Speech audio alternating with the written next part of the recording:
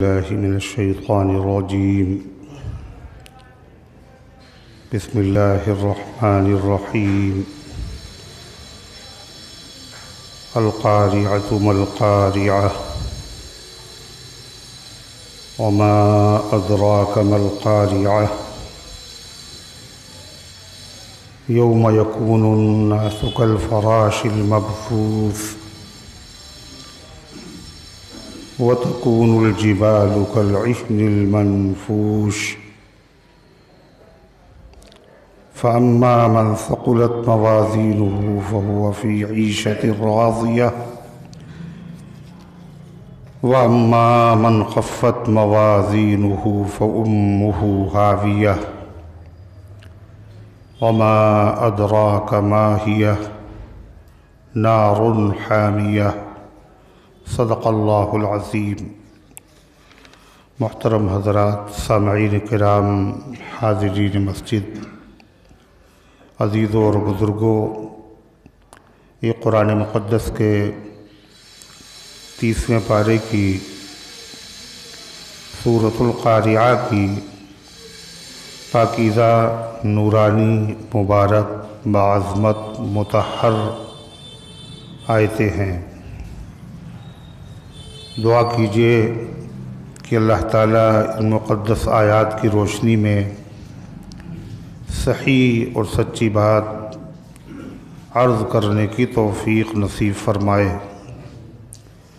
اور ہم سب کو عمل کرنے کی توفیق عطا فرمائے. قرآن کریم کی سورت کا نام ہے القارعہ، اور قارعہ کے معنی ہیں کھڑکھڑانے والی چیز. یہ سورۃ پاک مکیہ ہے، یعنی ہجرت کا واقعہ پیش آنے سے پہلے اللہ کے حبیب مدنی آقا تاجدار مدینہ جناب محمد الرسول اللہ صلی اللہ علیہ وسلم کے قلب اطہر پر نازل ہوئی.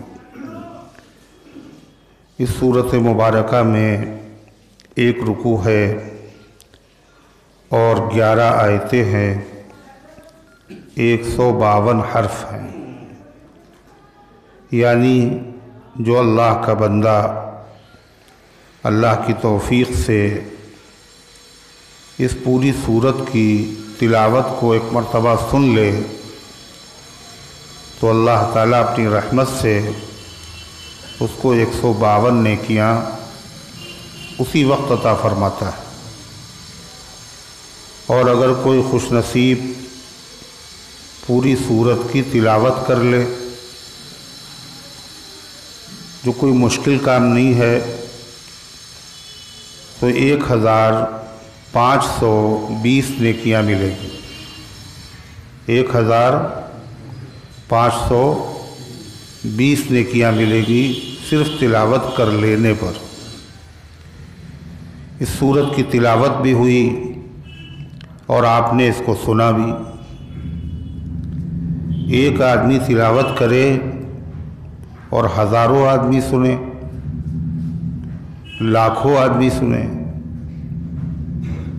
تو اللہ تعالیٰ کی رحمت و مہربانی دیکھیے کہ ہر ایک کو اتنا ہی ثواب مل رہا ہے. کتنی خیر والی ہے یہ امت، اور کتنی اللہ کی مہربانی ہے کہ پڑھنے والا ایک ہے اور سننے والے ہزاروں، اور ہر ایک کو اتنا ہی ثواب مل رہا ہے. کتنا آسان ہے یہ نسخہ ثواب حاصل کرنے کا. اور اگر اس کی تلاوت نماز میں ہو تو ثواب اور بڑھ جاتا ہے. ہر حرف پر 25 نیکیاں، ہر حرف پر 25 نیکیاں. نماز کے باہر تلاوت ہو رہی، ہر حرف پر 10 نیکیاں. نماز میں اگر پڑھ رہے ہیں تو ہر حرف پر 25 نیکیاں. اور اگر پورا قرآن پاک نماز میں پڑھے تو کتنا ثواب ملے گا. اور پورا قرآن پاک اگر نماز میں سنا جائے تو کتنے نیکیاں ملیں گی۔ اللہ کی یہ مہربانی ہے، یہ سعادت بھی اللہ نے صرف اس امت کو عطا فرمائی۔ قرآن کسی امت کے پاس نہیں۔ حضور پاک صلی اللہ علیہ وسلم نے فرمایا ہر امت کے لیے فخر کی کوئی چیز ہوتی ہے، ہر امت کے لیے ناز کرنے کی کوئی چیز ہوتی ہے جو اسی کے پاس ہے، کسی اور کے پاس نہیں۔ آپ نے فرمایا میری امت کے فخر کرنے کی چیز قرآن ہے۔ یہ اس امت کی خصوصیت، یہ اس امت کا نصیب کہ قرآن صرف اس امت کے لیے ہے، لہذا اس کی تلاوت بھی ہو رہی ہے، اس کی سماعت بھی ہو رہی ہے، اور پورا قرآن پاک نماز میں پڑھنے کی بھی سعادت حاصل ہو رہی ہے، اور پورا قرآن پاک نماز میں سننے کی بھی سعادت حاصل ہو رہی۔ اس امت کا کوئی فرد محروم نہیں ہے، بس ارادہ کرے آدمی۔ آپ سوچئے نماز تراویح میں کیا ہوتا ہے، ایک حافظ ہے وہ پورا قرآن پاک شروع سے آخر تک نماز میں تلاوت کرتا ہے، اور اللہ کے وہ بندے جن کو قرآن پڑھنا آتا ہے، وہ بندے جن کو قرآن پڑھنا نہیں بھی آتا ہے، ان کے کانوں میں پورے قرآن پاک کے الفاظ اس نماز تراویح کی برکت سے پڑ جاتے ہیں۔ کتنا بڑا نیکیوں کا ذخیرہ جمع ہو جاتا ہے۔ بڑے محروم ہیں وہ لوگ جو 8 پڑھ کے نکل جاتے ہیں، ان کا قرآن ناقص رہتا ہے، پورا قرآن پاک ان کو سننا نصیب نہیں ہوتا۔ وہ لوگ بھی محروم ہوں گے، اور رمضان کا مہینہ ہو محروم کہ یہ قرآن پاک ختم ہوا، اب انہوں نے کیا کیا، مسجد چھوڑ دی، اب نہیں سن رہے۔ یہ تو پورا رمضان کا مہینہ سعادت کا مہینہ، فضیلت کا مہینہ، اور اس کا ہر دن دوسرے دن سے افضل، ہر عشرہ دوسرے عشرے سے افضل، اور اخیر عشرہ سب سے افضل۔ تو نماز میں تلاوت کا شرف بھی حاصل ہوتا ہے، اور نماز میں قرآن کے سننے کا بھی شرف حاصل ہوتا ہے۔ اور قرآن پاک اللہ کی بڑی عجیب کتاب ہے۔ اگر آدمی قرآن پاک کی تلاوت کرے اور اس سے اپنا شغف رکھے، تعلق رکھے، تو ارتداد کی، گمراہی کی، چاہے جتنی ہوائیں چلیں اور چاہے جیسا ماحول بنے، اللہ اس کی برکت سے اس کے ایمان کو سلامت رکھتا ہے، وہ آدمی مرتد نہیں ہوتا۔ اس لیے کہ قرآن پاک کے وہ پڑھ رہا ہے اللہ کا کلام، اللہ کے کلام کی وجہ سے اللہ تعالیٰ اپنے کلام کی حفاظت کرتا ہے، اور صرف کلام کی حفاظت نہیں کرتا بلکہ کلام کے پڑھنے والے کی بھی حفاظت کرتا ہے۔ بلکہ قرآن سے جو چیز وابستہ ہو گئی، اللہ تعالیٰ نے اس کی بھی حفاظت کا وعدہ کر لیا۔ قرآن سے جو چیز وابستہ، جب قرآن محفوظ ہے تو قرآن کے ساتھ جو چیز بھی لگ جائے گی اور ٹچ ہو جائے گی، تعلق قائم کر لے گی، وہ بھی محفوظ ہو جائے گی۔ دنیا کی تمام زبانیں مٹ جائیں تو مٹ جائیں، مگر عربی زبان کبھی نہیں مٹے گی۔ کیوں؟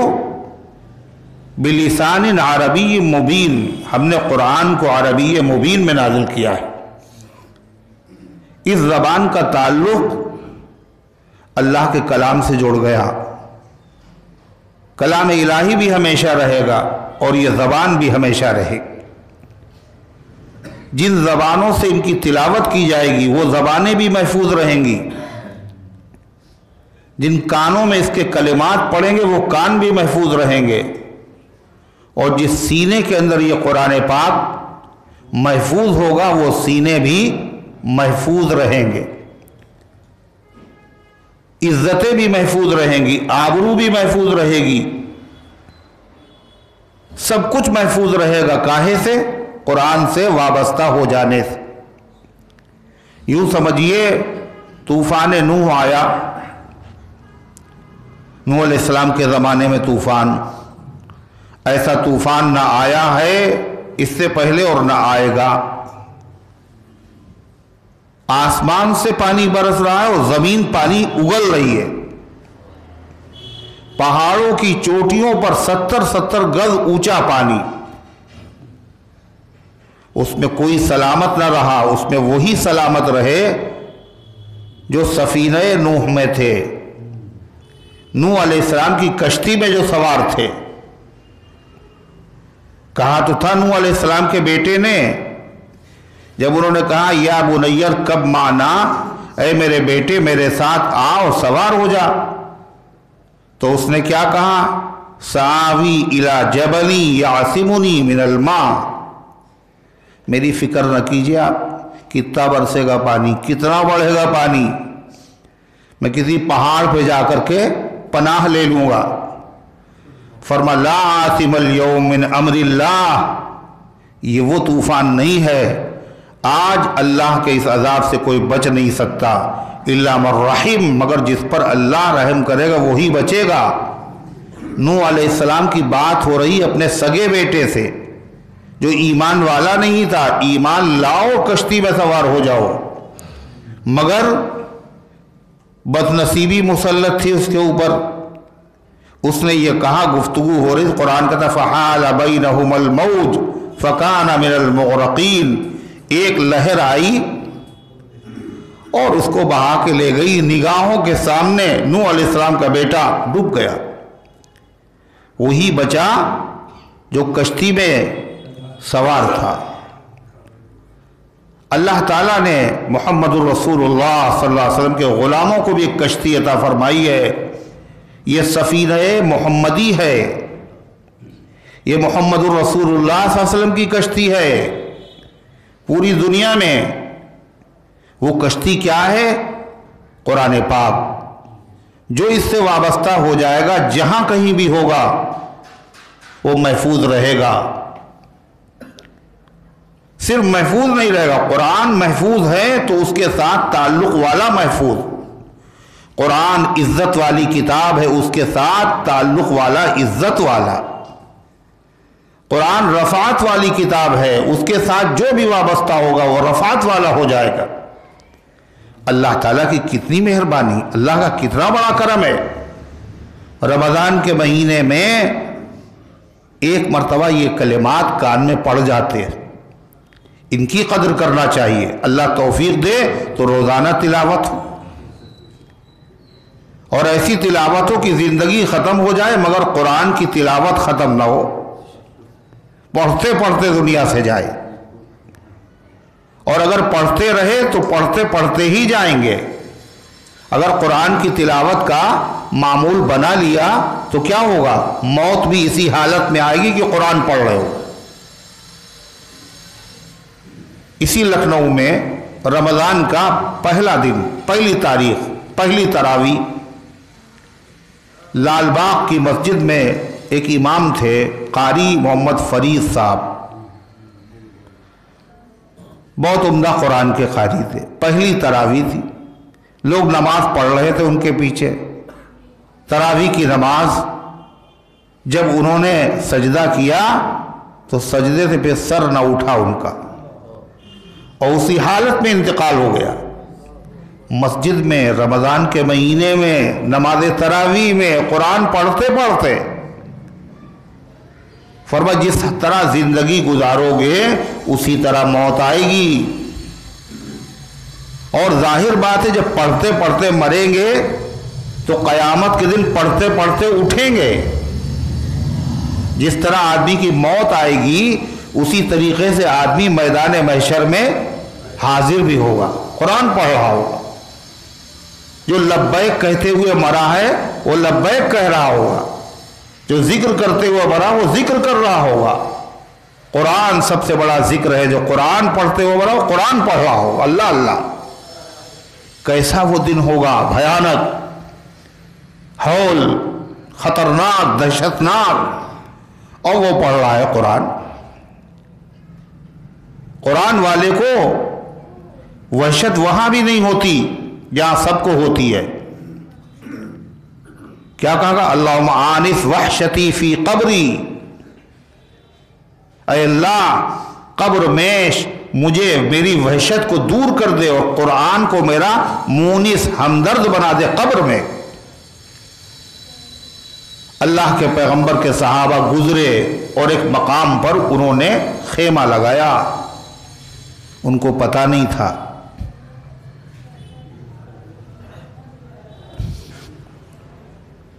ان کو معلوم نہیں تھا خیمہ ہے. جب رات کا وقت ہوا تو زمین کے نیچے سے آواز آ رہی, جہاں ان کا خیمہ لگا ہوا ہے وہاں سے آواز آ رہی, زمین کے نیچے سے, قرآن کی. تبارک الذی بیدہ الملک وہو علی کل شیء قدیر. سورہ تبارک الذی, سورہ ملک, زمین کے نیچے سے کوئی قبر کے اندر پڑھ رہا ہے, وہ زندہ بھی ہے, یعنی سلامت ہے, وہ جسم سلامت, زبان سلامت, حتیٰ کہ قرآن پاک پڑھ رہا ہے وہ. اور قرآن پاک پڑھنے کی آواز صحابہ نے سنی. نبی کریم صلی اللہ علیہ وسلم کی خدمت میں اس واقعے کو ذکر کیا. آپ نے فرمایا ہی المانعہ ہی المنجیہ, یہ سورت تو عذاب قبر کو روکنے والی ہے, یہ تو عذاب قبر سے نجات دینے والی ہے. قرآن پاک کی یہ ہے قرآن سے تعلق. دنیا میں پڑھتے رہے, پڑھتے پڑھتے مر گئے, مرنے کے بعد قبر میں لیٹے وہاں بھی پڑھ رہے. جب وہاں پڑھ رہے ہیں تو پھر جب اٹھیں گے تو وہاں بھی پڑھ رہے ہوں گے. کیسی یہ مبارک موت ہے, کیسے وہ مبارک لوگ ہیں. اللہ تعالی ہم سب کو قرآن کریم سے عشق نصیب فرمائے. اللہ کے نبی صلی اللہ علیہ وسلم فرماتے تھے اے اللہ قرآن کو ہمارے دل کی بہار بنا دے, قرآن کو ہمارے دل کی بہار بنا دے. اللہ کے نبی دعا کر رہے ہیں, حضور دعا کر رہے ہیں اور امت کو سکھا رہے ہیں. مانگتے ہو مانگا کرو, مگر دیکھو یہ بھی مانگا کرو کیا, وَارْزُقْنِي تِلَاوَتَهُ آنَاءَ اللَّيْلِ وَآنَاءَ النَّهَارِ. اے اللہ اپنے کلام کی تلاوت کی ہمیں توفیق عطا فرما, دن کے لمحات میں بھی اور رات کے اوقات میں بھی. رات دن کا مشغلہ اتنا نہ ہو, کم سے کم روزانہ تو تلاوت ہو, روزانہ تو زیارت ہو. ایک بال ہے حضور پاک صلی اللہ علیہ وسلم کا, منہ مبارک, اور بعض مقامات پر ہے اور اس کی زیارت کے لیے تاریخ مقرر ہوتی ہے, اور جس دن وہ دکھایا جاتا ہے بڑی بھیڑ لگتی ہے, بڑا مجمع ہوتا ہے. کیوں؟ حضور کو تو دیکھا نہیں, حضور کو تو دیکھا نہیں, چلیے حضور کا بال ہی دیکھ لیں. اس تعلق کی وجہ سے لوگ اکٹھا ہوتے, حالانکہ اس بال کے بارے میں یقین نہیں ہے کہ یہ حضور ہی کا بال ہے, کوئی سند نہیں ہے, کوئی پکی بات نہیں ہے. قدم رسول دیکھیں, قدم رسول کیا ہے, پتھر پہ پیر کا نشان, کہ یہ قدم رسول ہے. اس کو لوگ دیکھنے جا رہے ہیں. کیوں جا رہے دیکھنے؟ حضور سے اس کو نسبت ہے, حضور کے پیر کا نشان. اب چاہے وہ حضور کے پیر کا نشان نہ ہو, بنایا ہوا ہو, کوئی سند نہیں ہے, کوئی ثبوت نہیں ہے. اور اگر سند و ثبوت ہوتا تو خالی انڈیا میں تھوڑی قدم رسول ہوتے, مکے میں بہت ہوتے, مدینے میں بہت ہوتے. حضور تو وہاں رہتے تھے, چلتے پھرتے تھے, وہاں ایک بھی نہیں. وہاں مقام ابراہیم ہے, ابراہیم علیہ السلام کے پیر کا نشان, اور اس کی پکی سند بھی موجود ہے. قرآن کہتا ہے وَفِيهَا مَقَامُ ابراہیم, یہاں ابراہیم علیہ السلام کے کھڑے ہونے والا پتھر ہے. وَاتَّخِذُوا مِن مَقَامِ إِبْرَاهِيمَ مُصَلًّى، مقام ابراہیم کو مصلی بناؤ، یہاں پہ نماز پڑھو۔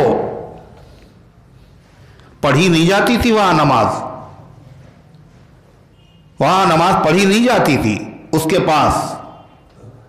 حضرت فاروق اعظم حضور پاک صلی اللہ علیہ وسلم کے ساتھ کعبۃ اللہ کا طواف کر رہے تھے، اور طواف کرتے کرتے جب وہاں سے گزرے تو کہنے لگے یا رسول اللہ لو اتخذت مقام ابراہیم مصلی، حضور جی چاہتا ہے کہ مقام ابراہیم کے پاس نماز پڑھے۔ آپ مقام ابراہیم کو مصلی بنا لیے۔ مصلی کسے کہتے ہیں؟ جا نماز۔ جا نماز کسے کہتے ہیں؟ جا مانے جگہ، جا نماز نماز کی جگہ، وہ کپڑا ہی نہیں ہے، وہ کپڑا ہی نہیں ہے جو کپڑے کی جا نماز جو آپ لے کے آ رہے ہیں۔ جا نماز کے معنی نماز پڑھنے کی جگہ، چاہے کپڑا ہو، چاہے وہ کوئی چوکی ہو، تخت ہو، چاہے زمین کا ٹکڑا ہو، وہ سب کیا ہے؟ جائے نماز ہے، نماز پڑھنے کی جگہ۔ تو حضور پاک صلی اللہ علیہ وسلم سے حضرت عمر نے کہا، حضور صلی اللہ علیہ وسلم خاموش، حضور خاموش، اس لیے کہ اپنی مرضی سے کبھی کچھ نہیں کرتے آقا، جو خدا کہتا ہے سرکار وہی کہتے ہیں۔ تھوڑی دیر ہوئی جبریل آ گئے اور کیا کہہ رہے؟ وَاتَّخِذُوا مِن مَقَامِ إِبْرَاهِيمَ مُصَلًّى، مقام ابراہیم کو مصلی بناؤ، جا نماز بناؤ، یہاں پہ نماز پڑھو۔ عمر کی زمین پر یہ خواہش اور تمنا ہے، عرش اعظم سے اس کی تائید ہو رہی ہے۔ اللہ کہتا ہے یہی عرش پر ہماری بھی رائے ہے کہ یہاں پہ نماز پڑھی جائے۔ طواف کے بعد 2 رکعت نماز مقام ابراہیم کے پاس پڑھی جاتی ہے۔ اب وہاں جگہ نہیں، وہاں جگہ نہیں، لوگ روک رہے ہیں، پریشان آدمی مقام ابراہیم کے پاس نہیں پڑھ پا رہے ہیں۔ کہا حرم میں کہیں پڑھ لو، یہ نماز تمہاری ادا ہو جائے گی۔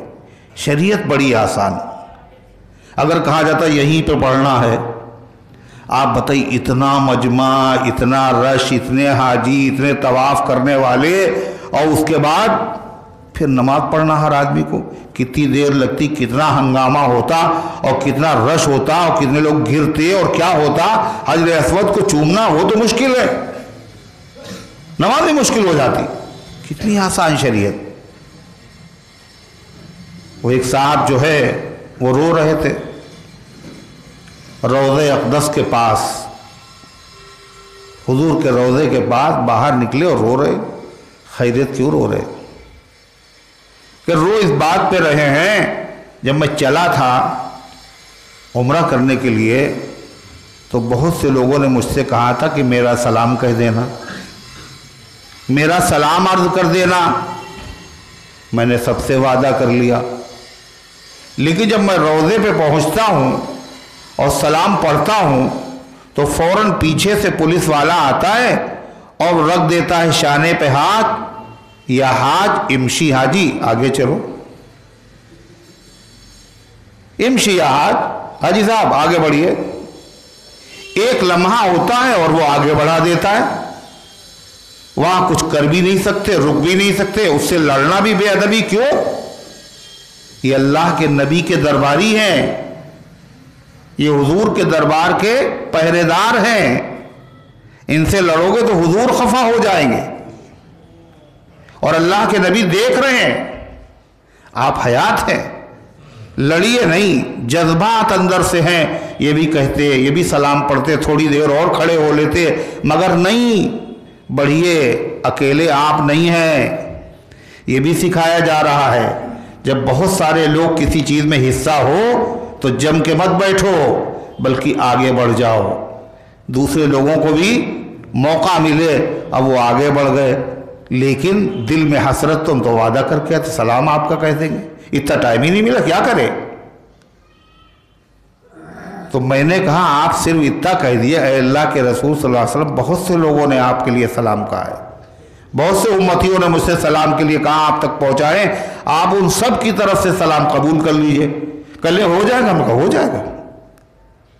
بہت خوش ہوئے، دین اتنا آسان، اتنا خوبصورت، اتنا حسین، نہ خود تکلیف اٹھاؤ نہ دوسروں کو تکلیف پہنچاؤ۔ اسلام سلامتی والا مذہب، سلامتی والا مذہب نہیں۔ اگر حجر اسود چوم پا رہے ہو مت چومو، خود تکلیف پہنچے یہ بھی صحیح نہیں، دوسرے کو تکلیف پہنچے یہ بھی صحیح نہیں۔ حرم ہے، اللہ کا گھر ہے، تکلیف پہنچانا بڑا گناہ۔ پھر کیا کریں؟ اتنا پیسہ خرچ کیا، بتاؤ اتنی دور سے آئے، حجر اسود کو چوم بھی نہیں پائے۔ کہ دل میں حسرت بھی نہ لے جاؤ، بلکہ دور ہی سے چوم لو، جب بھی اللہ قبول کر لے گا۔ اور دل کو اطمینان نہ ہوتا مسلمانوں کے، اگر دور سے چومتے وہاں جا کے اطمینان نہیں ہوتا۔ اللہ نے یہ عمل نبی سے کرا دیا۔ حضور پاک صلی اللہ علیہ وسلم نے جب آخر حج فرمایا تو آپ نے اونٹنی پر بیٹھ کر دور ہی سے اشارہ کیا اور اس کے بعد چوم لیا۔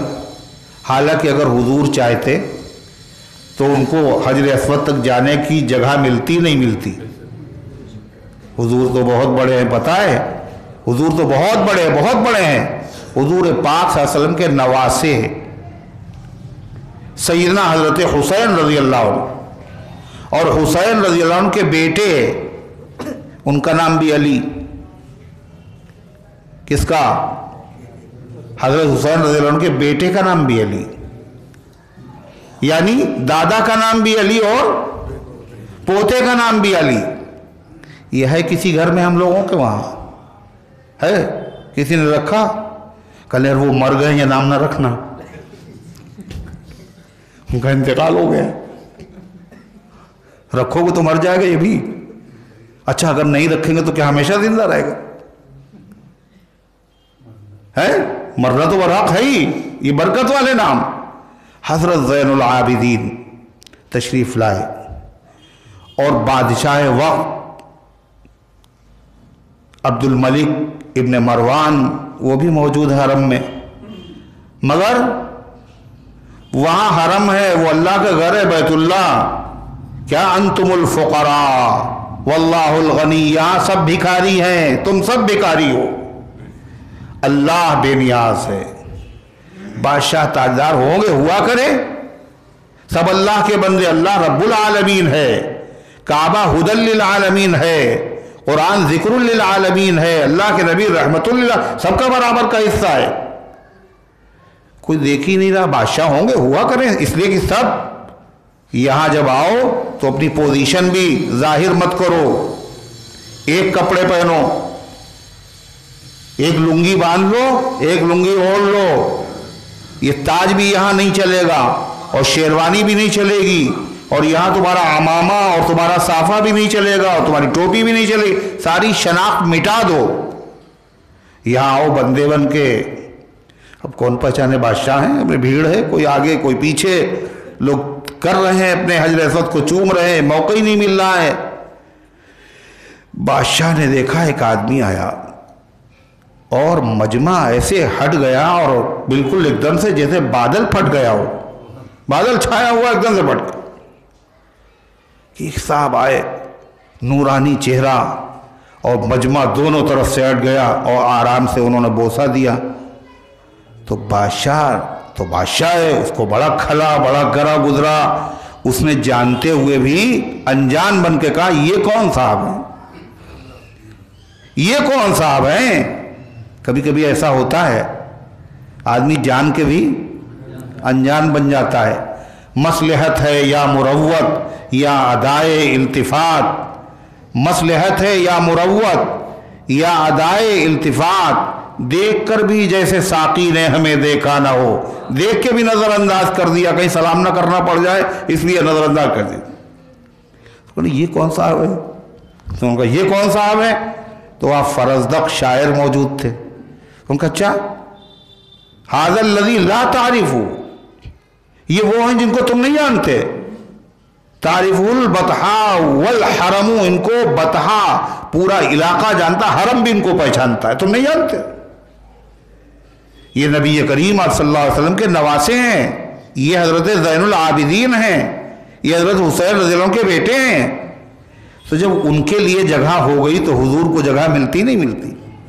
مگر ملتی، مگر آپ کی نگاہیں دیکھ رہی تھی نور نبوت سے. آج اتنے حاجی ہیں اور اس کے بعد یہاں اضافہ ہوتا جائے گا، ہوتا جائے گا. ہر آدمی حجر اسود کو چوم نہیں پائے گا اور تسلی بھی نہیں ہوگی. تو آپ نے دور ہی سے اشارہ کر کے چوم لیا. یہ امت کے لیے تسلی کا بھی سامان ہو گیا کہ ہاں حجر اسود کو ہم نے چوم لیا. اسی سے چوم کر کے طواف شروع کرنا ہے، چکر شروع ہونا ہے اور اسی کو ختم بھی ہونا ہے. ہر مرتبہ چومنا ہے، اب تو موقع نہیں ملتا. تو غرضے کی اس کے بارے میں تو معلوم ہے کیا مقام ابراہیم سند قرآن میں موجود ہے، لیکن مدینے میں یا مکے میں کہیں قدم رسول حضور کے پیر کا نشان ہے؟ کہیں بھی نہیں. یہ تو جنت سے آیا ہوا پتھر ہے، حجر اسود بھی اور مقام ابراہیم بھی، اور اس کے اوپر ابراہیم علیہ السلام کے پیر کا نشان ہے.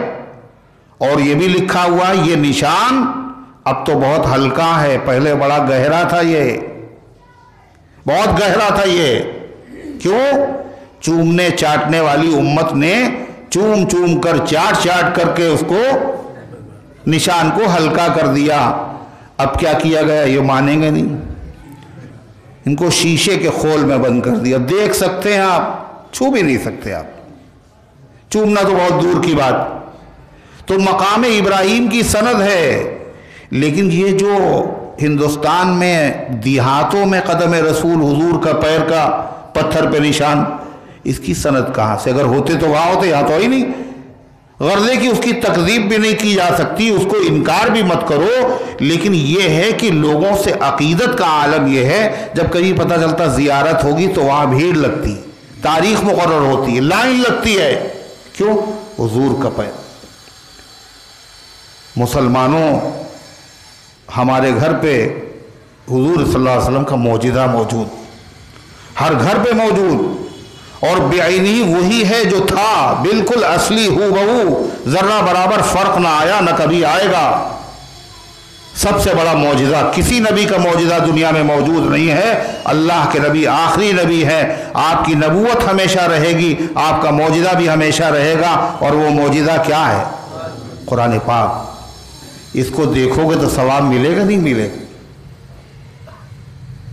اس کو پڑھیں گے تو ثواب، اس کو سنیں گے تو ثواب، اس کو سمجھیں گے تو ثواب. ثواب تو ملے گا ہی، اور دیکھ کر پڑھنے کا ثواب زیادہ ہے، لیکن نماز میں نہیں. دیکھنے کا ثواب زیادہ ہے تو کوئی صاحب نماز میں قرآن کھول کے رکھ لیں اور اس کے بعد جو ہے قرآن میں دیکھ دیکھ کے پڑھیں. ایسا نہ کیا جائے. نماز میں نہیں، نماز کے باہر ڈبل ثواب ہے. ایک ثواب ہے تلاوت کا اور ایک ثواب ہے قرآن کی زیارت کا. ایک آنکھوں کی عبادت ہے اور ایک زبان کی عبادت ہے، دونوں ہو رہی. ہم لوگوں نے نہیں سمجھا اسے. ہمیں تو زبانی یاد ہے، ہم تو حافظ ہیں، ہم کیا کریں گے قرآن. لوگ کہیں گے دیکھیے حافظ جی بھی قرآن دیکھ کے پڑھ رہے. یہ سوچ اچھی نہیں. حضرت عثمان سے بڑا حافظ کون؟ بتاؤ. حضرت عثمان غنی سے بڑا حافظ کون ہے؟ یہ روزانہ ایک قرآن ختم کرتے تھے، روزانہ. ان کی بیوی نے کہا تم عثمان کو شہید کر رہے ہو، یہ ایسے شخص ہیں جو روزانہ ایک قرآن ختم کرتے. اور حضرت عثمان جب شہید ہوئے جب بھی کیا کر رہے تھے؟ قرآن کی تلاوت کر رہے تھے. اور کیسے کر رہے تھے تلاوت؟ وہ تو بڑے عمدہ قسم کے حافظ تھے، وہ تو نماز میں پورا قرآن ختم کر دیا کرتے تھے، لیکن سامنے ان کے قرآن رکھا ہوا تھا. کیوں کر رہے تھے قرآن دیکھ کر کے؟ قرآن میں دیکھ کے کیوں تلاوت کر رہے تھے؟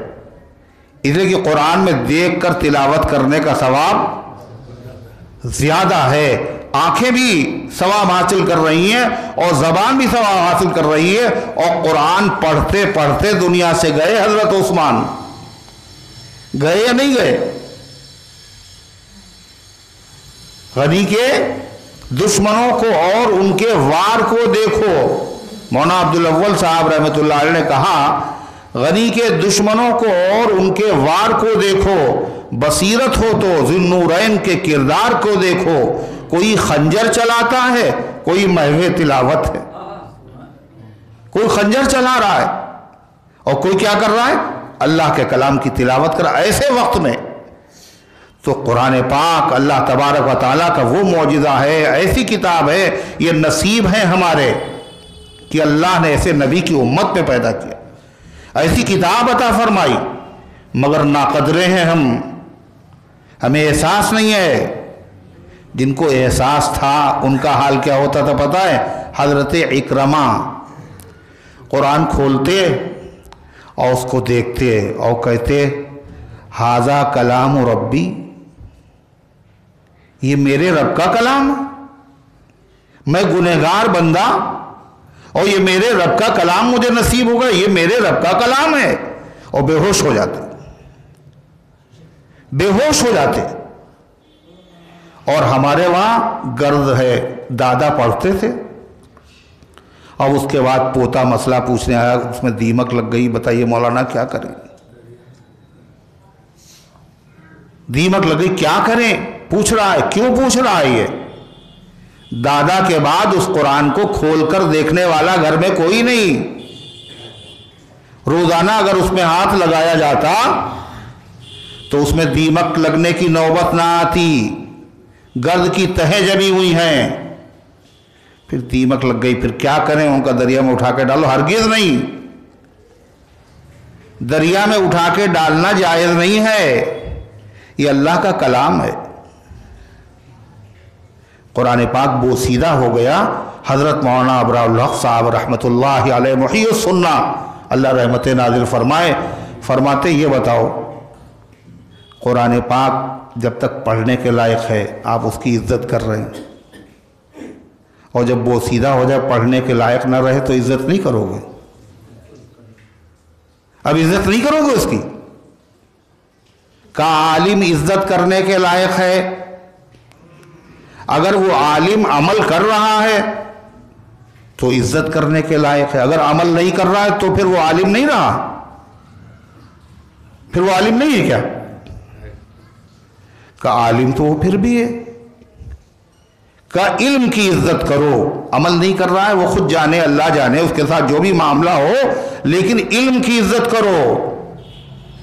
جیسے قرآن پڑھنے کے لائق نہیں رہا، اب وہ عالم جو ہے اس کی پیچھے چلنے، اس لائق نہیں کہ اس کے پیچھے چلا جائے، اس کی نقل کی جائے، یہ لوگ کا عمل خود ہی صحیح نہیں تو اس کے پیچھے نہیں چلیں گے، لیکن عزت نہیں کریں گے، عزت اس کی بھی کریں گے۔ قرآن پاک پڑھنے کے لائق تھا، عزت احترام ہو رہی، اب یہ بوسیدہ ہو گیا، عزت اس کی اب بھی ہوگی، پھر اچھا اٹھا کے جس کی عزت ہو اٹھا کے دریا میں ڈال دو، تو عزت ہے بے عزتی ہے، دریا میں ڈال دیا، کسی ایسے کنویں میں ڈال دیا جس میں پانی نہیں رہا، اوپر اڑا اور جھم سے ڈال دیا، یہ عزت ہے؟ یہ تو بے توقیری ہے۔ انہ لقرآن عظیم، یہ قرآن عظیم ہے، کیا غضب کر رہے ہو؟ پھر کیا کریں؟ کہا ایک ایمان والے کے ساتھ کیا کیا جاتا، جب تک زندہ ہوتا عزت ہوتی ہے، اور جب مر جاتا ہے جب بھی اس کی عزت ہوتی نہیں ہوتی؟ کیسی عزت ہوتی؟ اللہ اللہ۔ ایک شخص تو اسی لیے مسلمان ہوا، اسی لیے اس نے کلمہ پڑھا، جب میں نے اس سے پوچھا کہ تم کیوں مسلمان ہونا چاہتے ہو تو اس نے کہا دو چیزوں کی وجہ سے، ایک تو اس لیے کہ اسلام میں پاکی کا، طہارت کا جو نظام اور سسٹم ہے دنیا کے کسی مذہب میں نہیں، ہم لوگوں کو تو پتہ ہی نہیں، اس لیے ہم لوگ تو پڑھے لکھے نہیں ہیں۔ طہارت کا نظام کیا ہے، پاکی کا نظام کیا ہے، استنجے کا طریقہ کیا ہے، استنجے کے آداب کیا ہیں، غسل کرنے کا طریقہ، وضو کرنے کا طریقہ، اس کے فرائض، اس کے واجبات، اس کی سنتیں، اس کے مستحبات، یہ سب کیا ہے، سسٹم ہے ایک۔ تو پاکی کا طریقہ، دوسرا کا مرنے کے بعد مردے کے احترام، کسی مذہب میں نہیں۔ اس نے کہا کہ اس کو نہلانا، اور نہلانے کے بعد پھر کفن پہنانا اور خوشبو لگانا اور جو سجدے کے اعضاء ہیں ان کے اوپر کافور لگانا، اور پھر اس کو کاندھا دے کر کے لانا، پھر اس کی جنازے کی نماز پڑھنا، پھر کاندھا بدلتے ہوئے جانا، اور پھر احترام سے قبر کے اندر لٹا دینا، یہ وہ چیز ہے۔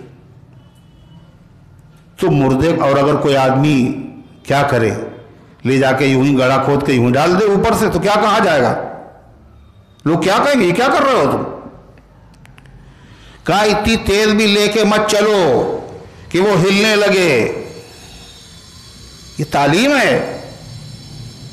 اتنی تیز بھی لے کے مت چلو کہ جس کی وجہ سے ہلنے لگے، زیادہ تیز چلے گا تو زیادہ ہلے گا، نہیں ہلے گا۔ احترام، تو قرآن کا احترام مردے سے کم ہے کیا؟ سوچئے، اللہ کا کلام ہے، اگر یہ پڑھنے کے لائق نہیں رہا تو اس کو بھی دفنایا جائے گا۔ اور کیسے دفنایا جائے گا؟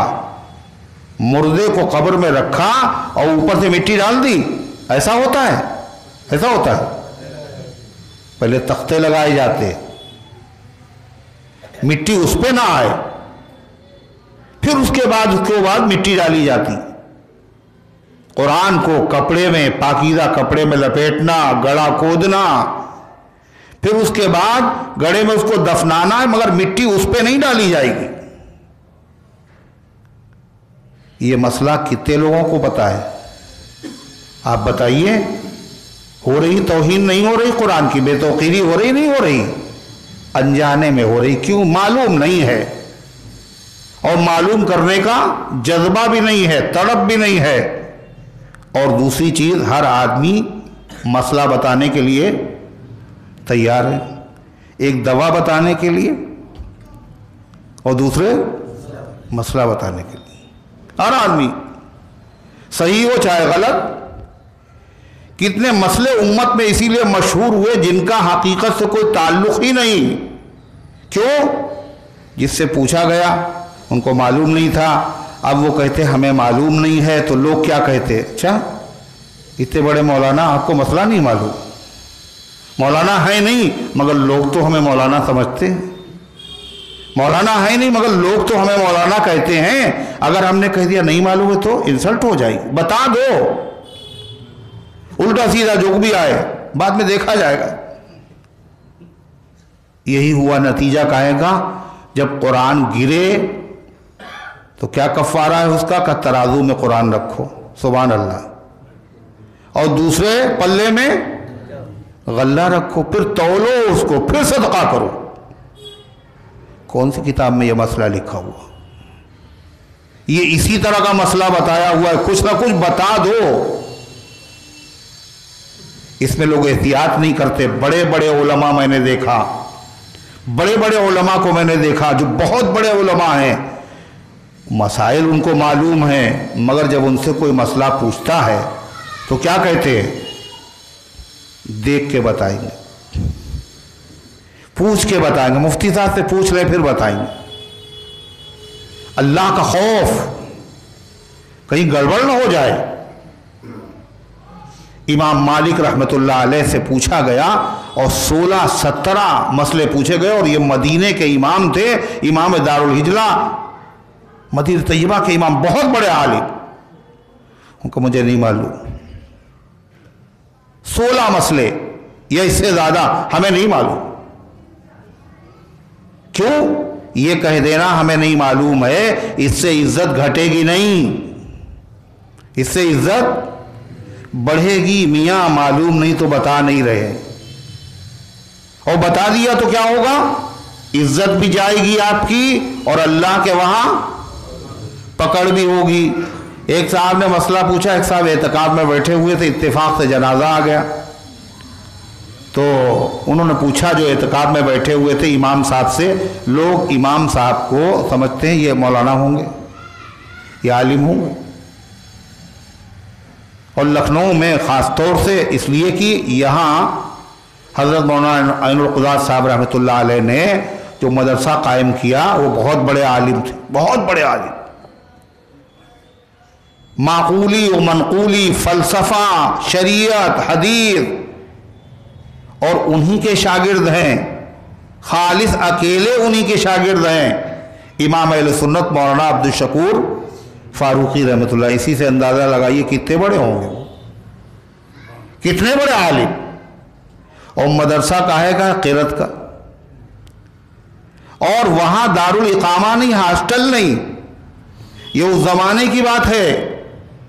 وہ ایک اشارہ کرتے تو کیا ہوتا، لوگ اپنی کوٹھیاں وقف کر دیتے، ایسا عمدہ مدرسہ بنتا بچوں کے رہنے کے لیے۔ مگر دارالاقامہ نہیں، ہاسٹل نہیں۔ کیوں؟ جان بوجھ کے بچے یہاں پڑھیں اور مسجدوں میں رہیں، نماز کی پابندی ہوگی، بستی کے لوگوں سے ان کا ٹچ ہوگا، لوگ ان سے مسئلے مسائل پوچھ لیں گے، یہ فائدہ ہوگا لوگوں کا۔ وہی چلا رہا آج بھی۔ پڑھنے بیچارے آئے، اب رہنے کے لیے انہوں نے سوچا مسجد کے کسی کمرے میں رہیں تو وہاں کیا ہوگا، کھانے کا بھی انتظام ہو جائے گا اور رہنے کا بھی انتظام ہو جائے گا۔ وہ بیچارے پڑھ رہے ہیں قرات کے مدرسے میں یا حفظ کے مدرسے میں، اور بیچارے نماز پڑھا رہے ہیں۔ اسی لیے معمولی تنخواہیں ان کی، اور لوگ چاہتے بھی یہی ہیں، چاہے ہو کتنا بھی خزانے میں مگر دینا نہ پڑے۔ اپنا نہیں ہے، اپنا نہیں ہے، قوم کا ہے، دینے ہی کے لیے ہے، مگر انسان کی فطرت ہے۔ اللہ فرماتا ہے کہ اگر ہم خزانے دے دیتے انسان کو، انسان لام سکتم من خشیت الانفاق، تو تم کم ہو جانے کی وجہ سے اس کو بھی روک لیتے اور خرچ نہ کرتے۔ اسی لیے اللہ نے روزی کسی کے ہاتھ میں نہیں رکھی۔ اگر روزی کسی کے ہاتھ میں اللہ دے دیتا تو آپ بتائیے کتنی دیتے، کتنی دیتے؟ اور کم سے کم جتنے عقل مند ہیں انہی کو ملتی، پڑھے لکھے جو بیچارے جاہل ہیں ان کو تو نہ ملتی۔ اور یہاں نظام کیا ہے کہ صاحب وہ انگوٹھا ٹیک ہے، وہ لاکھوں میں کھیل رہا ہے، اور وہ ڈگری یافتہ ہے، وہ نوکری تلاش کر رہا ہے۔ رزق جو ہے وہ کوئی تعلیم اور عقل کی بنیاد پر، یہ تو اللہ چاہتا ہے، جس کو چاہتا دیتا، اللہ نے اپنے پاس رکھا ہے۔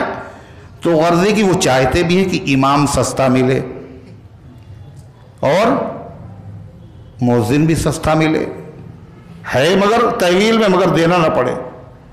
ایک صاحب تھے، اللہ تعالیٰ معاف کرے، ایسے امام تھے، ایسے امام ہوں گے نہیں۔ مدرسے فرقانیہ کے استاد، دارالمبلغین میں بھی انہوں نے پڑھایا، ہمارے وہاں مولانا کے بھی استاد قاری ایوب صاحب رحمۃ اللہ علیہ، 30 سال امامت کی انہوں نے وہاں میمون نگر کی مسجد میں۔ نصیب جس مسجد کے لوگوں کو نصیب ہو جائے ایسا امام، ان کی قسمت، بے تکلف قرآن پڑھنے والے۔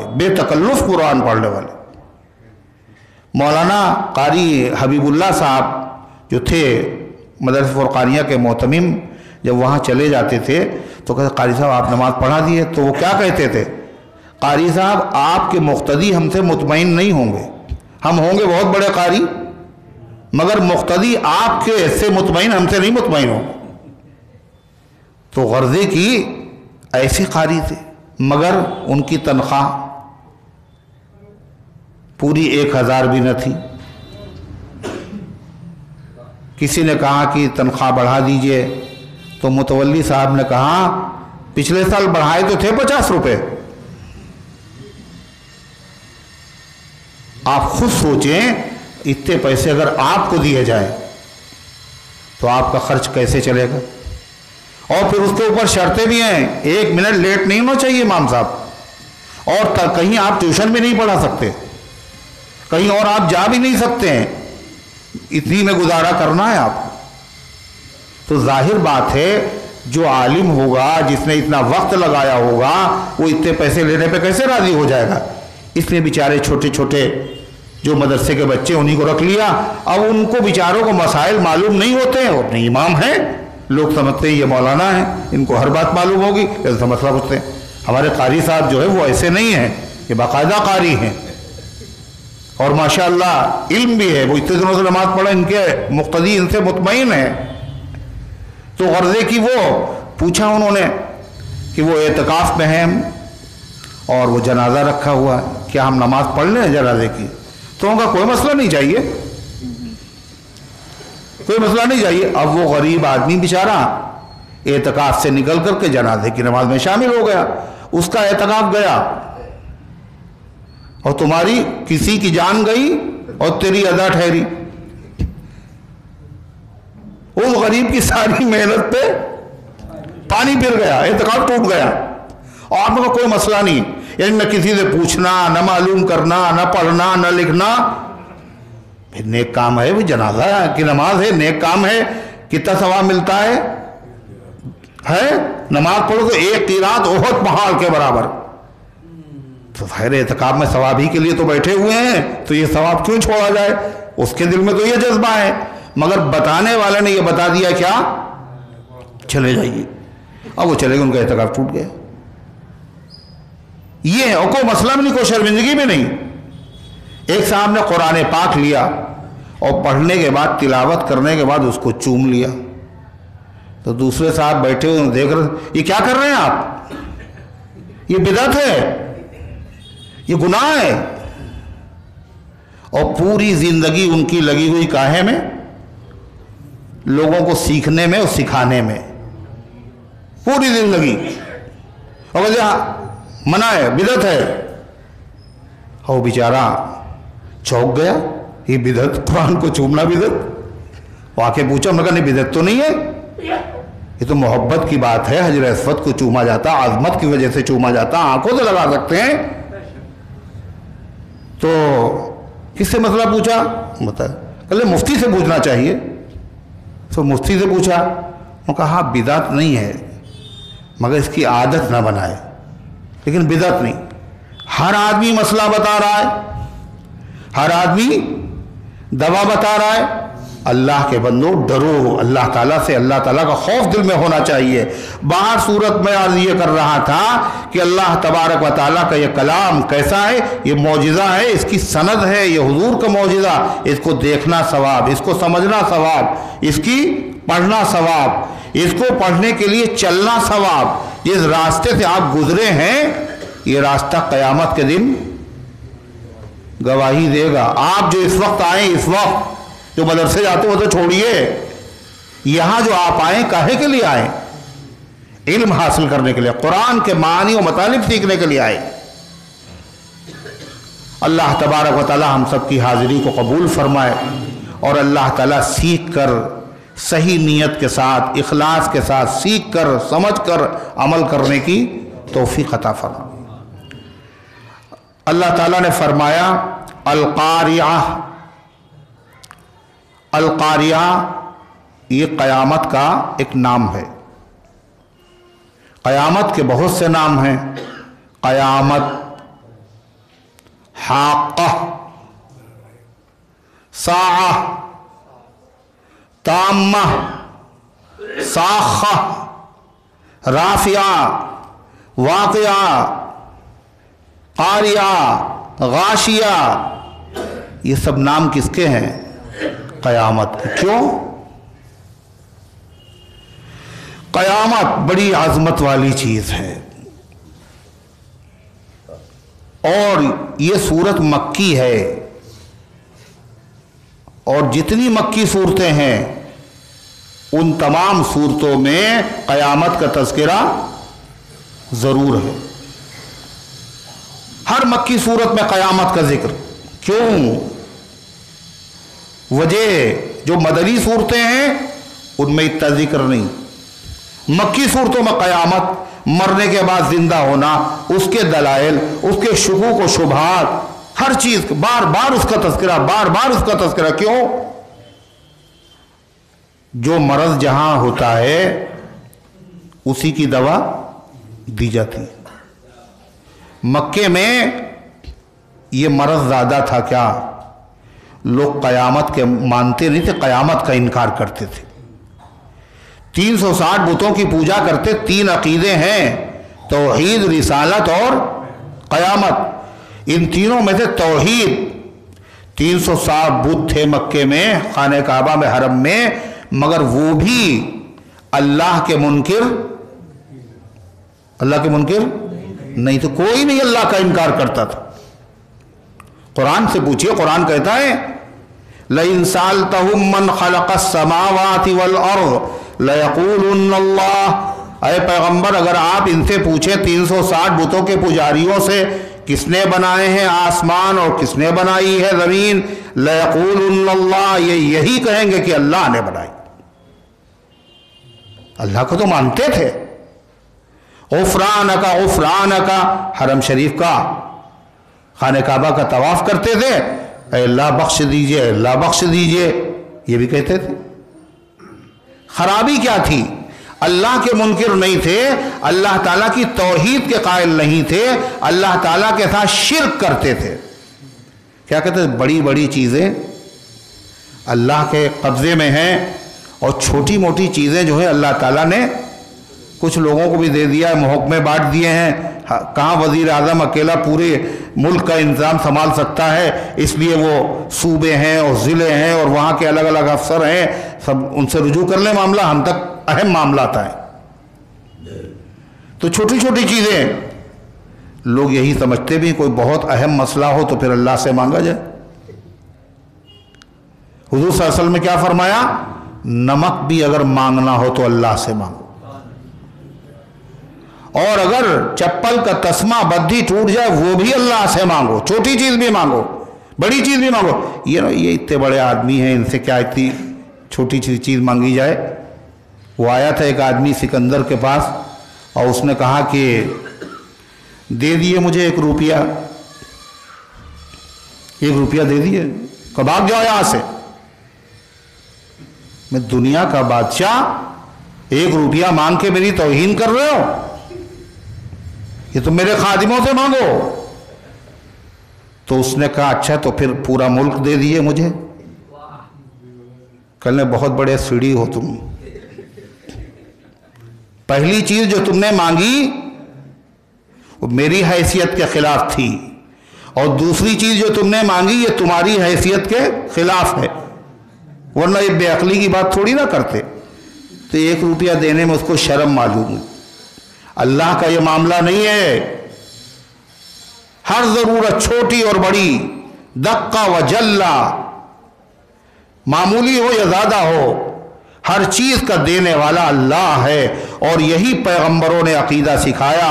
وَإِذَا سَأَلْتَ فَاسْأَلِ اللَّهَ وَإِذَا اسْتَعَنْتَ فَاسْتَعِنْ بِاللَّهِ، جب مانگو تو اللہ سے مانگو، اور جب مدد چاہو تو اللہ سے چاہو، اور اللہ کے پیغمبر ہی سب سے بڑے ہیں، باقی سب چھوٹے ان کے، اور جو بڑے ہوئے ہیں وہ سب ان کی غلامی سے بڑے ہوئے ہیں۔ اور سب سے زیادہ کس نے مانگا؟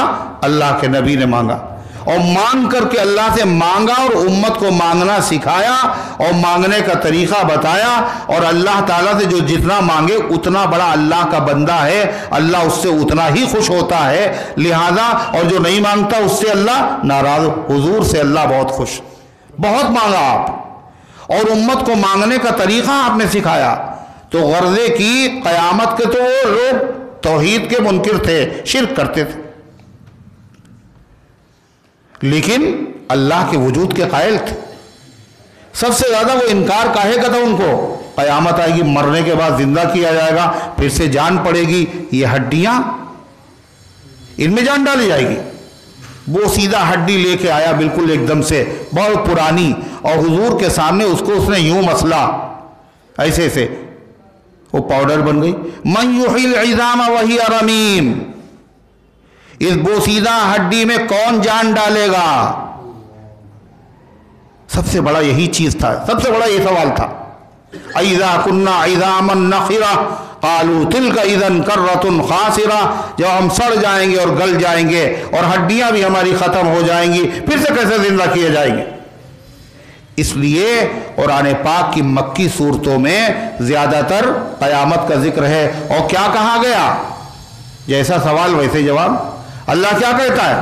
اپنی اوقات میں رہو تو قیامت سمجھ میں آ جائے گی، اوقات بھول جاؤ گے تو قیامت سمجھ میں نہیں آئے گی۔ اوقات کیسے؟ فَلْيَنْظُرِ الْإِنسَانُ مِمَّا خَلَقَ، انسان یہ دیکھے پیدا کیسے ہوئے ہو تم، کس چیز سے پیدا ہوئے، تم یہی بھول گئے، ایک ناپاک قطرے سے پیدا ہوئے ہو نا، ایک ناپاک قطرے سے پیدا ہوا، اور یہ ناپاک قطرہ کہاں سے پیدا ہوا؟ خون سے پیدا ہوا، اور خون کہاں سے پیدا ہوا؟ غذاؤں سے پیدا ہوا، اور غذائیں کہاں ہیں؟ پوری دنیا میں بکھری ہوئی ہیں تمہاری غذائیں، تمہارے دسترخوان کے اوپر جو ایک وقت کا کھانا آتا ہے اس میں نہ معلوم کہاں کہاں کی چیزیں تمہارے دسترخوان پہ جمع ہوتی، اگر کھجور ہے تو کہاں کی ہے؟ وہ تو مدینے کی ہے، زمزم ہے تو مکے کا، زیتون ہے تو ملک شام کا ہے، سنترے ہیں تو ناگپور کے ہیں، اور کیلے ہیں تو بھساول کے ہیں، اور صاحب آپ کے دسترخوان کے اوپر اگر چاول ہے تو وہ رامپور کا ہے، اور اگر آپ کے دسترخوان کے اوپر روٹی ہے تو یہ گیہوں کہاں کا ہے؟ یہ پنجاب کا ہے، اور خدا جانے کتنی چیزیں ایک دسترخوان پر ایک وقت میں جو خدا مختلف چیزوں کو، بکھری ہوئی چیزوں کو جمع کر سکتا ہے، مرنے کے بعد تمہارے اجزاء بکھر گئے، کہیں بھی پہنچ گئے، وہ خدا دوبارہ جمع نہیں کر سکتا۔ تو فرمایا القاریہ، قیامت کے ناموں میں سے ایک نام ہے قاریہ، کھٹکھٹانے والی۔ قرا کہتے ہیں قرأت الباب، میں نے دروازہ کھٹکھٹایا، کھٹکھٹانے سے آواز ہوتی، اگر زور سے کھٹکھٹا دیا جائے تو آدمی کو کیا ہوتا ہے؟ سکون ملتا ہے نا، دہشت، ارے یہ کیا ہو گیا، کون آ گیا؟ یہ قاریہ جو ہوگی ایسی تیز آواز ہوگی، ایسی آواز اس سے پہلے کسی انسان نے سنی ہی نہیں۔ یہ آواز کاہے کی ہوگی؟ کان بھی آدمی کے دہل جائیں گے اور دل بھی آدمی کا گھبرا جائے گا۔ یہ ایسی آواز، ہولناک آواز جو کوٹنے اور ٹھوکنے سے پیدا ہوتی ہے۔ کیا چیز ٹھوکی جائے گی، کیا چیز کوٹی جائے گی؟ حملت الارض، زمین کو اور آسمان کو اٹھایا جائے گا، فدکتا دکتا واحدہ، اور دونوں کو آپس میں ٹکرا دیا جائے گا۔ اس کی ٹکرانے سے جو زوردار آواز پیدا ہوگی اس کا نام ہے القاریہ۔ یہ آواز کیسی ہوگی؟ یہ سور کی آواز ہو، اسرافیل علیہ السلام جو سور پھونکیں گے، وہ آواز پہلے مدھم ہوگی اور پھر تیز ہوتی جائے گی، اتنی تیز ہوگی کہ انسان تو انسان، نہ آسمان سلامت رہے گا، نہ زمین سلامت رہے گی، نہ پہاڑ سلامت رہیں گے، نہ ستارے سلامت رہیں گے، نہ چاند سورج سلامت رہے گا، ہر چیز زیر و زبر ہو جائے گی، اتنی خطرناک آواز۔ یہ ہے القاریہ۔ اللہ کیا کہہ رہا؟ القاریہ ملقاریہ، کھڑکھڑانے والی چیز۔ ملقاریہ کیا ہے؟ کھڑکھڑانے والی چیز، یعنی تم سمجھے بھی کچھ؟ تم نے معمولی آواز سمجھی ہوگی، معمولی حادثہ سمجھا ہوگا، معمولی واقعہ سمجھا ہوگا۔ ملقاریہ کیا ہے؟ کھڑکھڑانے والی چیز۔ جب کسی چیز کی عظمت خدا کو بتانا ہوتی ہے تو اللہ اسی طرح سوال کرتا کیا؟ انا انزلناہ فی لیلۃ القدر، ہم نے نازل کیا لیلۃ القدر میں، وما ادراک ما لیلۃ، آپ کو پتا بھی ہے لیلۃ القدر کیا ہے؟ القاریہ ملقاریہ، قاریہ کھڑکھڑانے والی چیز، ملقاریہ جن کی زبان ہے ان کو پتا ہے۔ قیامت کتنی ہولناک ہوگی اس کے نام سے ظاہر ہو رہا ہے کتنی ہولناک۔ قاریہ، القاریہ کھڑکھڑانے والی چیز، ملقاریہ کیا ہے؟ کھڑکھڑانے والی چیز۔ وما ادراک ملقاریہ، اور اے پیغمبر آپ کو پتا بھی ہے کہ وہ کھڑکھڑانے والی چیز کیا ہے؟ پوری دنیا میں، پوری کائنات میں سب سے بڑا عالم کون ہے؟ سوچ رہے ہیں؟ ارے بول دو۔ اللہ کے رسول صلی اللہ علیہ وسلم، آپ سے بڑا کوئی عالم نہیں۔ اللہ اپنے نبی سے خطاب کر رہا ہے، آپ کو پتا بھی ہے کہ کھڑکھڑانے والی چیز کیا ہے، آپ عالم، سب سے بڑے عالم ہیں، مگر آپ بھی سمجھ نہیں سکتے ہیں کیا چیز ہے کھڑکھڑانے والی چیز۔ قیامت کتنی ہولناک ہوگی، کتنی خطرناک ہوگی، कैसी हैबतनाक होगी, उसका अंदाजा कोई कर नहीं सकता, चाहे जितना बड़ा आलिम। अल्लाह फरमाता है उसकी अलामत सुन लो सिर्फ, वो तो जब ही होगी जब पता चलेगा। फरमाया अल्लाह तबारक व तआला ने, यौम यकूनुन नासु कल फराशिल मबसूस, जिस दिन होंगे इंसान कल फराशिल मबसूस, बिखरे हुए, मुतफर्रिक पतिंगों की तरह। फिराश कहते हैं पतिंगा। पतिंगा किसे कहते हैं? जब मोमबत्ती जलती है तो उसके ऊपर कहीं से भुनगे पतिंगे आते हैं और आ करके जलते हैं, और ख़ास तौर से जब बारिश होने वाली होती है, देखा कितने आते हैं, अल्लाह जाने कहाँ से आ गए, कितनी कसरत से आते हैं। और आने का कोई इधर से, कोई उधर से, कोई इधर से, कोई उधर से, और सब आकर मर जाते हैं और जान कुर्बान कर देते हैं। जो पतिंगा लौ पे फिदा हुआ तो भड़क के शम्मा ने यूं कहा, इसे मेरे दर्द से गरज नहीं, ये तो रोशनी का गुलाम है। जैसे ही रोशनी हुई, बारिश पता नहीं कहां से आ रहे। फिराश कहते हैं अरबी में बिस्तर को, और बिस्तर को लपेट के रखा जाता है, बिछाया जाता है। फिराशिल मफसूस यानी ये पतिंगे इतने गिरते हैं, ऐसा लगता है जैसे बिस्तर बिछा हुआ जमीन पे बिछ जाते हैं। कुरान कहता है इंसान कैसे होंगे? पतिंगे की तरह होंगे। पतिंगा कैसा होता है? पहलवान होता है ना, कैसा होता है? कैसा होता है? अच्छा, महीन सा, बहुत कमजोर होता है, बहुत नाजुक होता है। इंसान भी बड़ा कमजोर होगा, पतिंगे की तरह होंगे। पतिंगे जब होते हैं तो एक दो नहीं आते हैं, भीड़, हुजूम। लिहाजा इंसान भी कयामत के दिन थोड़े नहीं होंगे। आज लोग आबादी से परेशान हैं, जबकि कितने जमीन का पैबंद हैं और कितने अभी पैदा होने वाले हैं, जो मौजूद है उनकी तादाद ये है। और कयामत में क्या होगा? अव्वलीन आखिरीन, अगले और पिछले सब इतने होंगे कि जमीन में जगह नहीं रहेगी खड़े होने की, जमीन को बड़ा किया जाएगा।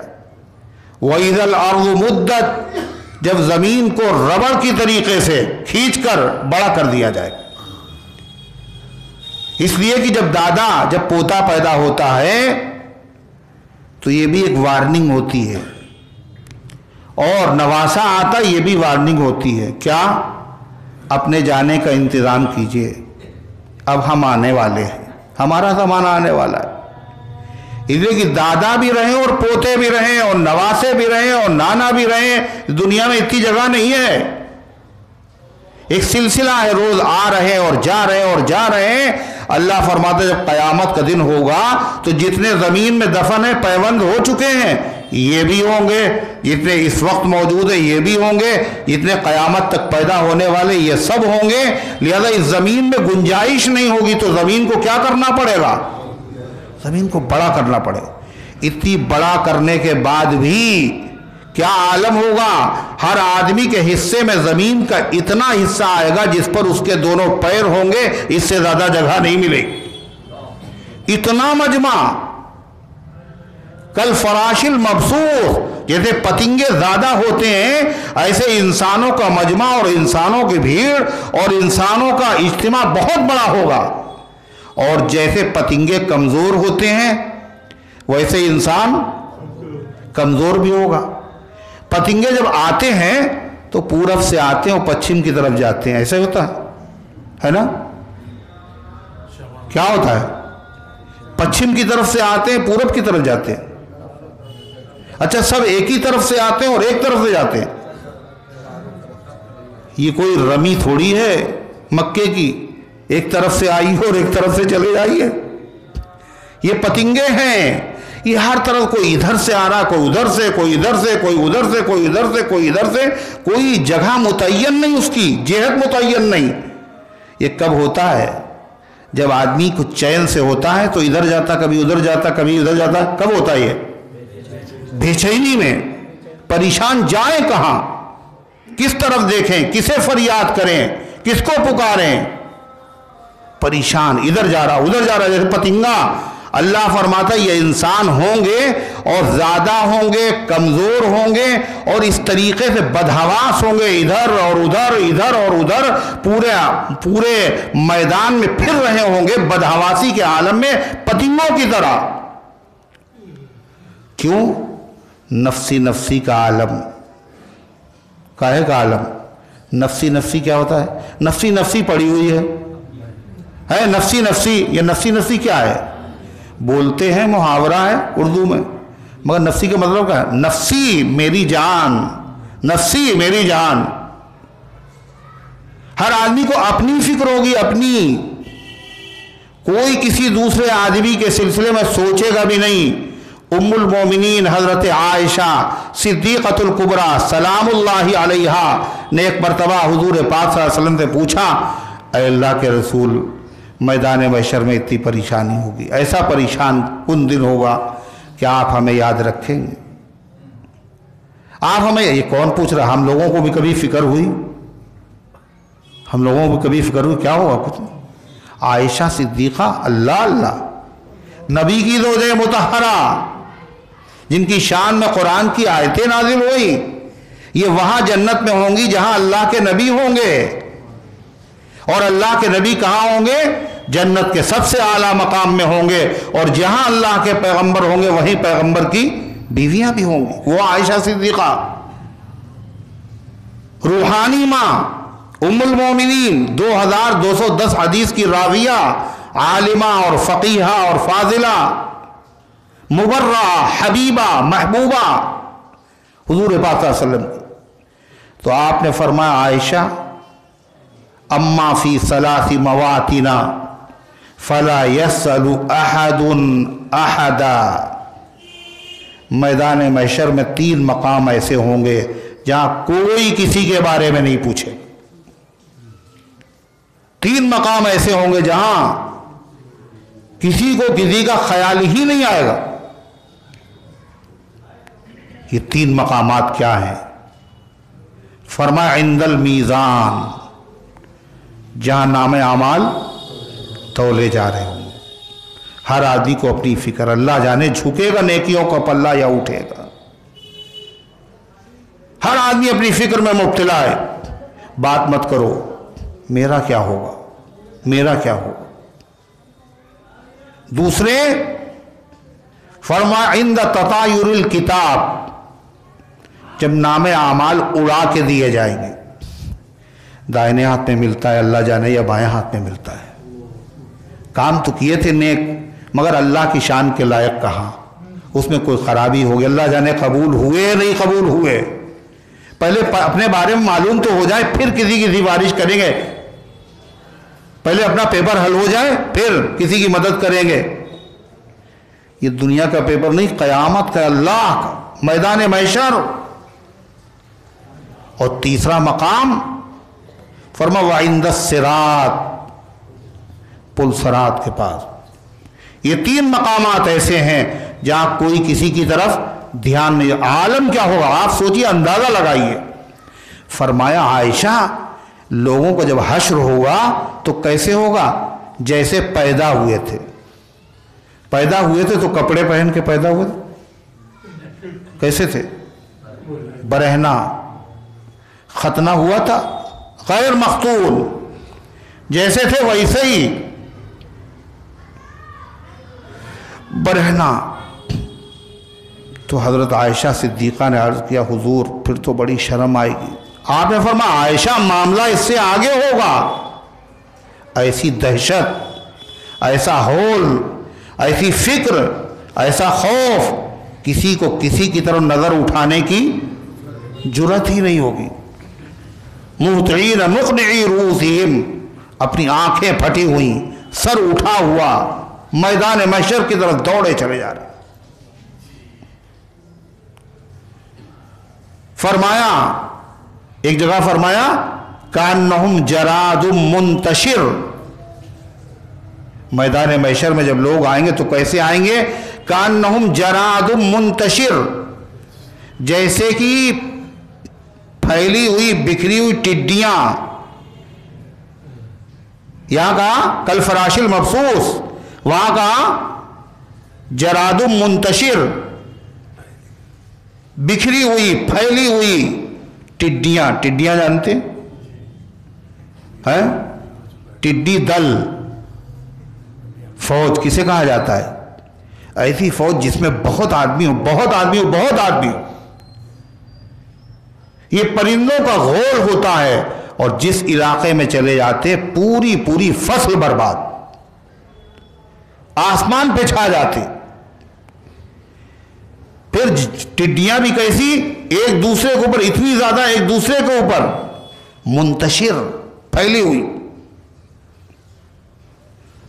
ٹڈی بھی کہا یا فراش کہا، ٹڈیوں میں اور فراش پتنگے میں فرق ہے۔ کیا فرق ہے؟ ٹڈیاں جب رخ کرتی ہیں تو سب ایک ہی طرف جا رہی ہیں، اور پتنگے جب اڑتے ہیں اور آتے ہیں شمع کی طرف تو کیسے آتے ہیں؟ چاروں طرف سے، کبھی اس طرح ہوگا کبھی اس طرح ہوگا، عجب عالم ہوگا۔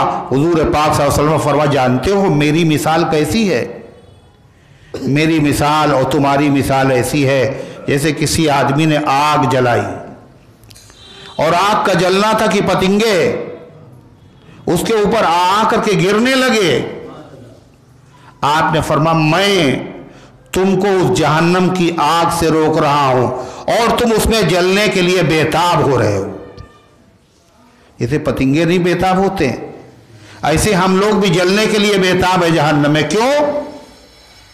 جہنم والے کام کر رہے ہیں، رات دن جہنم والے کام۔ کیا ہے جہنم والا کام؟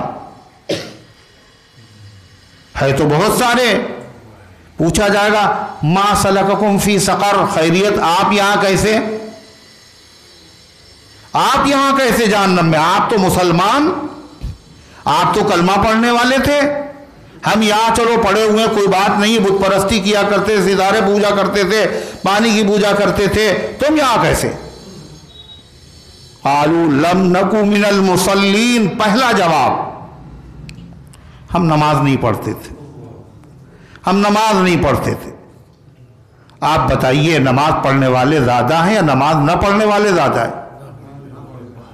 بےتاب حضور چاہتے ہیں کہ ہر امتی جہنم سے بچ جائے،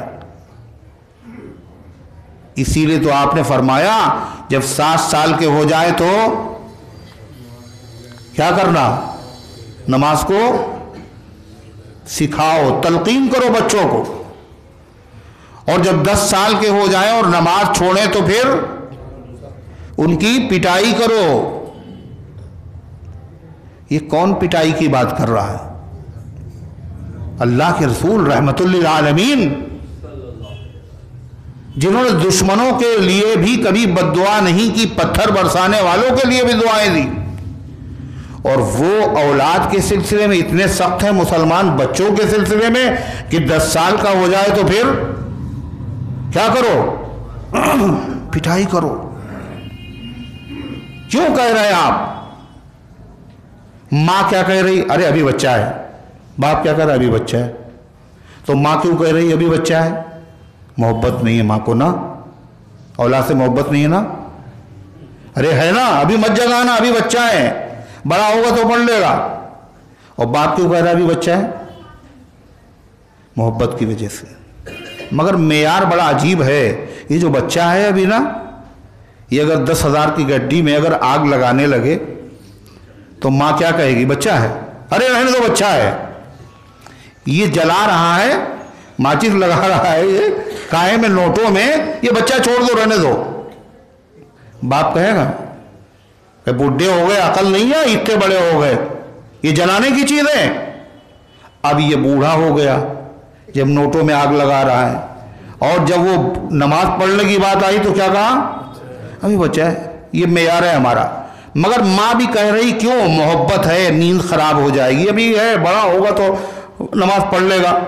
مگر جتنی ماں کو محبت ہے، باپ کو محبت ہے، اس سے ہزاروں ہزار گنا محبت ہے جناب محمد رسول اللہ صلی اللہ علیہ وسلم۔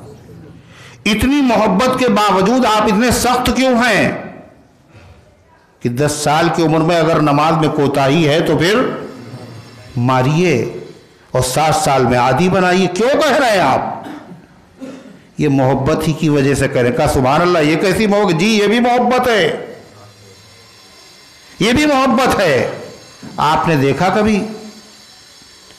اور دیکھا، اللہ نہ کرے دیکھنے کی نوبت آئے، مگر ہے تو ہوتا ہے روز، بچے کا آپریشن ہو رہا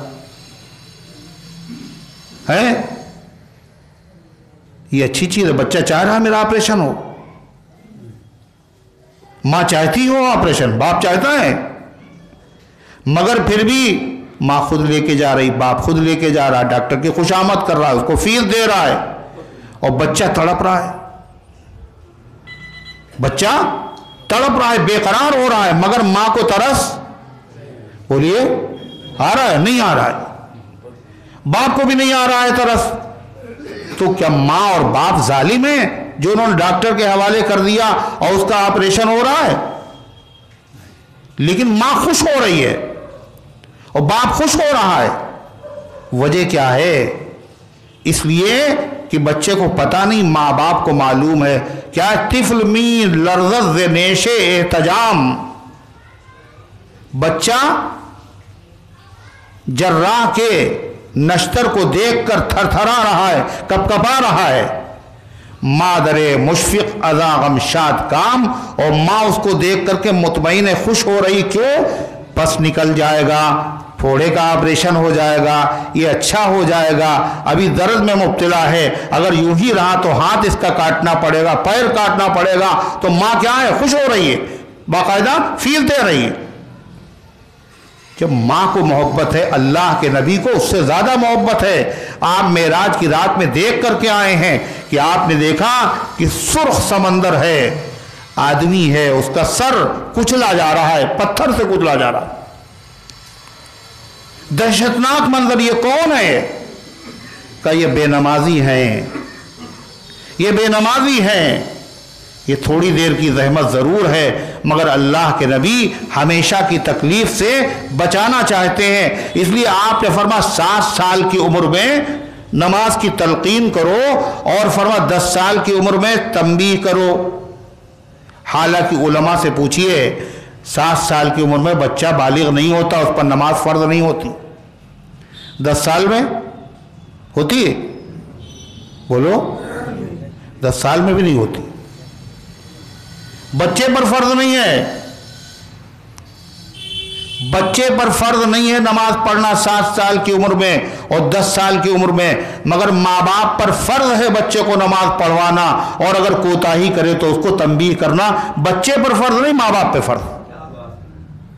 کیوں فرض ہے؟ کیوں کہہ رہے ہیں حضور جب فرض نہیں ہے تو پھر مارنے کی کیا بات ہے، اور جب فرض ابھی نہیں ہوئی تو کیوں کہا جا رہا ابھی سے سکھاؤ، ابھی پٹائی کرو؟ کہ اس لیے کہ 7 سال کی عمر اور 10 سال کی عمر یہی وہ عمر ہے جس میں عادت پکی ہوتی ہے۔ اگر یہ نمازی بن گیا تو پھر یہ نماز اس کی چھوٹے گی نہیں کبھی، اور اگر اس وقت اگر نمازی نہ ہوا تو یہ بوڑھا ہو جائے گا، پھر بھی نماز نہیں پڑھے گا، بس جمعہ ہی جمعہ پڑھے گا۔ دیکھتے ہیں آپ جمعے کو، جن لوگوں کی زیارت ہوتی ہے جمعے کی نماز میں، وہ ان کی زیارت عام نمازوں میں نہیں ہوتی، وہ جمعے پہ کام چل رہا ہے ان کا بیچاروں۔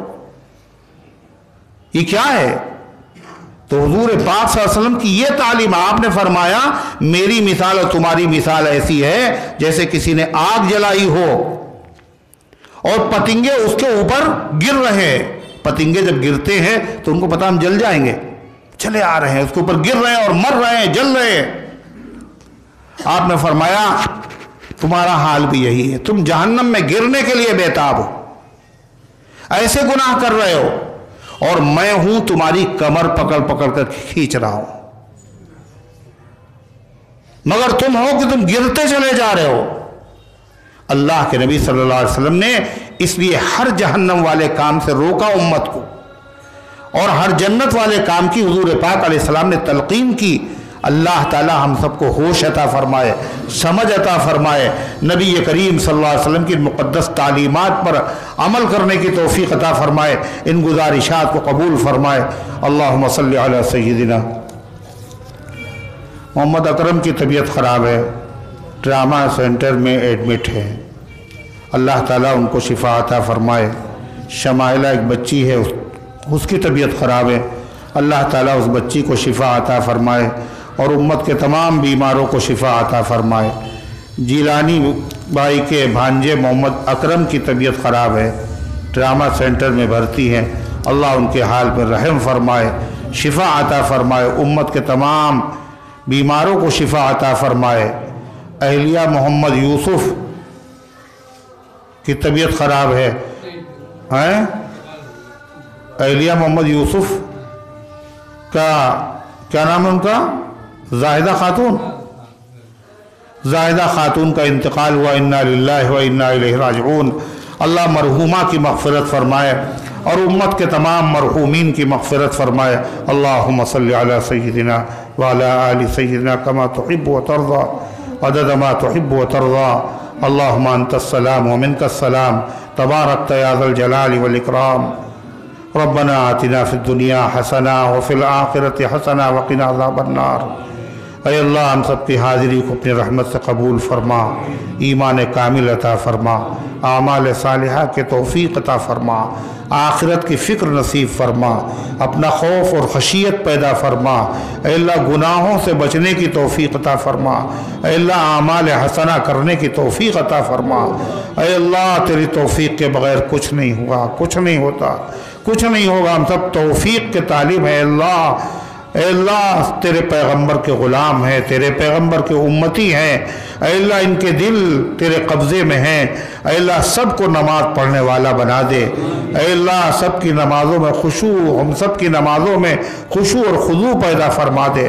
اے اللہ جہنم والے کاموں سے ہم سب کو نفرت پیدا فرما، اے اللہ نیک کاموں کی محبت پیدا فرما، سارے عالم میں ہدایت کی ہواؤں کو چلا دے، اپنے دین کی خدمت کے لیے ہم سب کو قبول فرما لے، اس درس قرآن کو اپنی رحمت سے قبول فرما۔ اے اللہ جہاں کہیں تیرے بندے پریشان حال ہیں، غیب سے ان کی مدد فرما۔ اے اللہ جو سازشیں، جو منصوبے دشمنان اسلام کر رہے ہیں، اے اللہ تجھے خوب پتہ ہے، تو ان کے توڑنے پر قادر ہے، اے اللہ ان کو سازشوں میں ناکام و نامراد فرما دے۔ اے اللہ ہر طرح کی بلاؤں سے، وباؤں سے، موذی امراض سے، اے اللہ جس سے دنیا خوف زدہ ہے اور جس کے اندیشے پھر سے ظاہر کیے جا رہے ہیں، اے اللہ جس سے دین کا کام بھی رک گیا اور دنیا کا کام بھی رک گیا اور تیرے بہت سارے بندے اے اللہ لقمہ اجل بن گئے، اے مالک اپنے بندوں کے حال پر رحم فرما اور اس بری بلا سے، وبا سے اور ہر قسم کی بلاؤں اور وباؤں سے اے اللہ اپنے بندوں کو نجات عطا فرما، حرمین شریفین کی حفاظت فرما، مساجد مدارس کی حفاظت فرما، بیماروں کو شفا عطا فرما، حاجت مندوں کی حاجتوں کو پورا فرما، جن کو ملازمت کی ضرورت ہے اچھی ملازمتیں عطا فرما، جن کو رشتوں کی طلب ہے اچھے رشتے عطا فرما، جو اولاد سے محروم ہیں ان کو نیک اور صالح اولاد عطا فرما، اے اللہ جو دنیا سے جا چکے ان سب کی مغفرت فرما، ہم سب کو اسلام پر زندہ رکھ، ایمان پر موت دے، ایمان والوں کے ساتھ حشر فرما، آمین یا رب العالمین وصلی اللہ۔